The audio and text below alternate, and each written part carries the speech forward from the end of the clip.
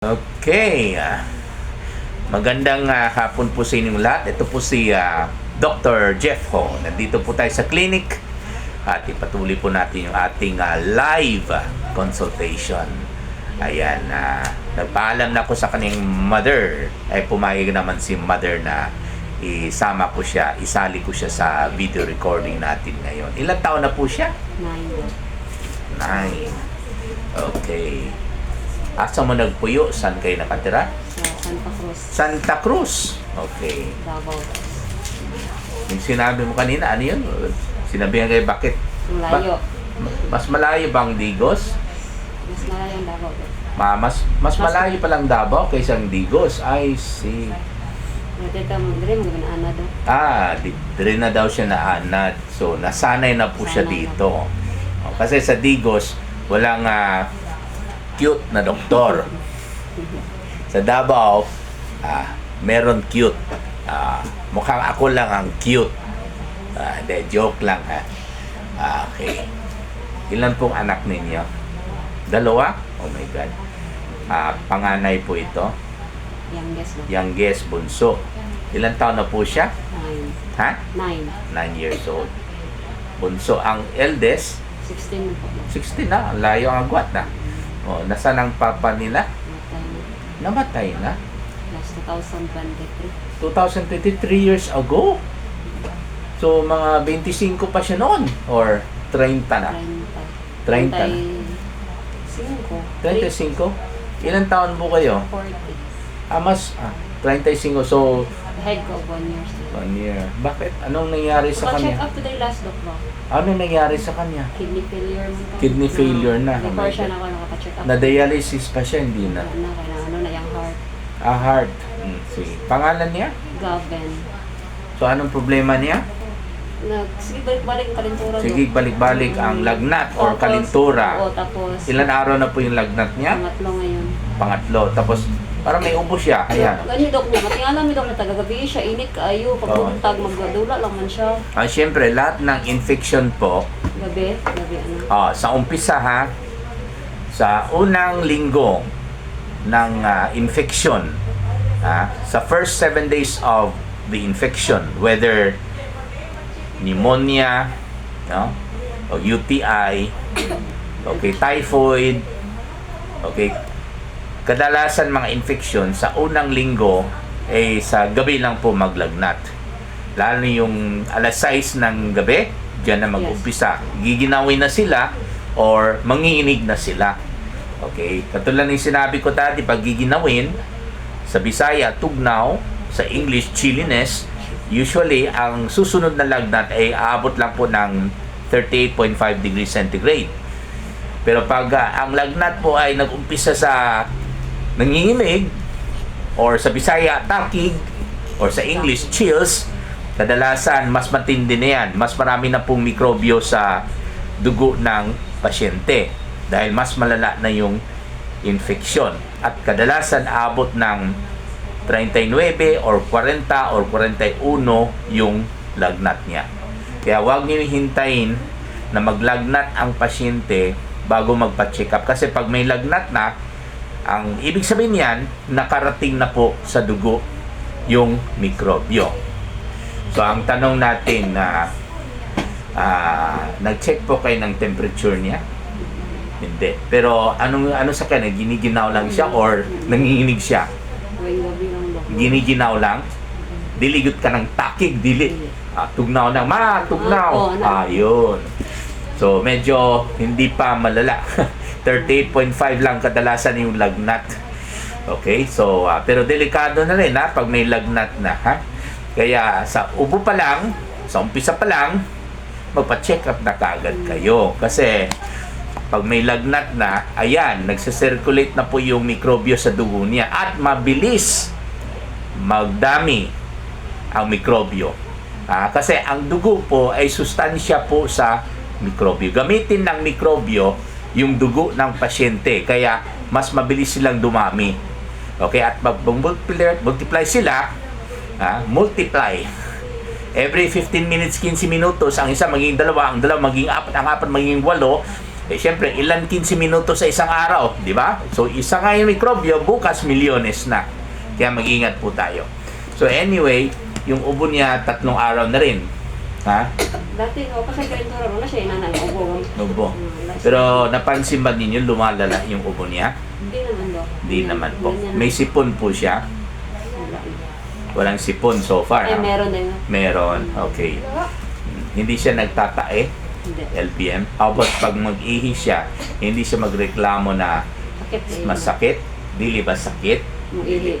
Then, Hindi siya nagreklamo na masakit ang lamunan niya? kagabi do. Masakit daw Kagabi. pag maglunok.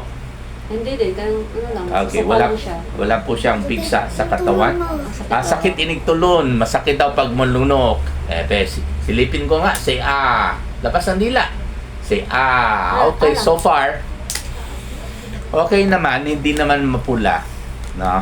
Kaya wala siyang tonsillitis. Pero madalas po, kahit may pneumonia ang pasyente or yung acute bronchitis, yung upper airway infection, madalas po magreklamo po sila na masakit ang lalamunan. Kasi nga, ang infection nga, okay, pwede mag-umpisa sa lalamunan at bumaba.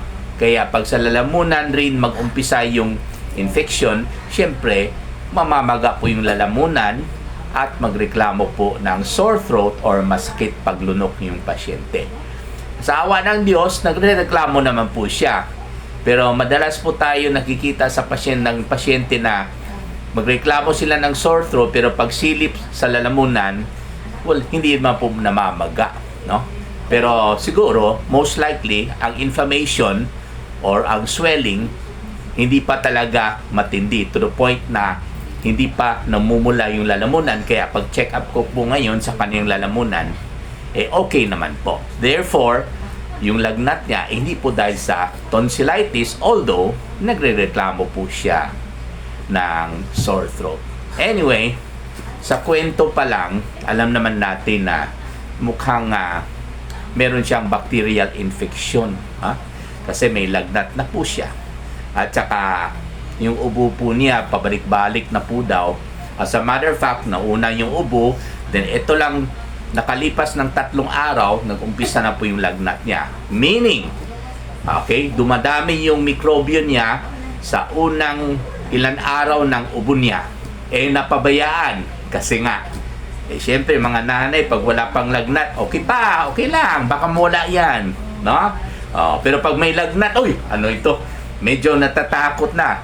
Kaya po ginawa ng Panginoon, pag medyo malala na po yung infection, papasok na po yung lagnat, no? Para, syempre, para matatakot na rin yung nanay. O kaya kung hindi bata ang pasyente, pag may edad na, matatakot na rin yung pasyente na, may lagnat na ako, kailangan magpapacheck up na ako, no? So, talagang matalino yung ating Panginoon na pag lumalala na po yung infection niya natin, papasok na po yung lagnat, no? Actually, yung lagnat po, ayaw po natin yan kasi syempre, minsan dahil sa lagnat, magsakit yung ulo natin, mahihilo tayo, nasusuka tayo, wala tayong ganang kumain, hindi tayo makakilos na maayos. Pero sa totoo lang, dahil po sa lagnat, okay, ito po ay tutulak sa pasyente o kaya nanay ng pasyente na dalhin na kaagad sa doktor para magpagamot na kaagad. Otherwise, biro ninyo, lumala na ang infection, wala pa rin lagnat, hindi naman po ganyan kawalang alam yung ating Panginoon, no? Okay, so pag may lagnat na, the more kailangan magpatingin na po kayo sa doktor. Kasi ibig sabihin yan, at sinabi ko na po, na nakarating na po yung mikrobyo sa dugo at mabilis na po mag-multiply yung mikrobyo dahil po ang dugo po natin ay sustansya or pagkain ng mikrobyo. Anyway, examine ko po yung baga niya, no? At pag meron talagang plema, okay, mag-start na po tayo ng antibiotics. Sa kanya po, pwede na po cefalexin 250 mg per 5 ml suspension. Okay, pwede na po natin medyo high dose kasi medyo napabaya na po ito for I think almost 7 days na po, including the fever, no? Okay, so pwede na tayo 10 ml 3 times a day for 7 days. Okay, plus salbutamol syrup, pwede 5 ml 3 times a day for 5 days, no? Okay, tapos para sa sipon niya, pwede na po siya mag-inom ng Simdex syrup 5 ml 3 times a day for 5 days. At saka ang pinaka-importante sa lahat, hindi lang po ang antibiotic ang kailangan ng pasyente para mamatay ang mikrobyo or para patayin ang mikrobyo. Kailangan palakasin natin ang immune system ng pasyente para lalong mas mabilis mamatay ang mikrobyo. Alalahanin po natin na hindi lang po antibiotic ang papatay sa mikrob, pati yung sariling immune system niya.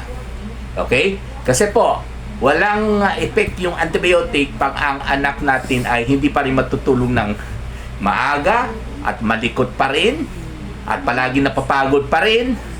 Syempre, mahina pa rin ang immune system. So, matalo tayo sa mikrobyo. Okay? Kaya po, sinabay na naman ng Panginoon pag may sakit ang isang tao, syempre, matamlay, mapapagod, para mapilitan na magpahinga upang ang immune system or body resistance ay lalakas ulit para tulungan yung antibiotic na inom niya para papatayin ang mikrobyo, no? So, hindi dapat tayo magagalit or maiinis pag may lagnat tayo at medyo masama yung katawan natin, no? Kasi ito po ay pabor sa katawan natin. Okay? Para mapilitan tayo magpahinga para palakasin natin ang ating immune system para sabayan yung antibiotic na ininom natin para papatayin yung mikrobyo. Okay? So, kailangan magpahinga ang anak natin pag meron silang sakit, no? Okay? Kasi ang pneumonia, dalawang dahilan yan. Number 1, dahil sa mikrobyo. Number 2, ito talaga ang dahilan. Hindi lang po ang mikrobyo, ito ang dahilan. Number 2, kasi mahina na po ang immune system or body resistance ng pasyente dahil sa late matulog, takbo ng tagbo, kaya sobrang pagod at hindi kumakain ng maayos. So, ang sagot sa mikrobyo, syempre, antibiotic. Ang sagot sa pagod, okay, syempre, magpahinga, maaga matulog at kumain ng maayos. Maraming salamat po.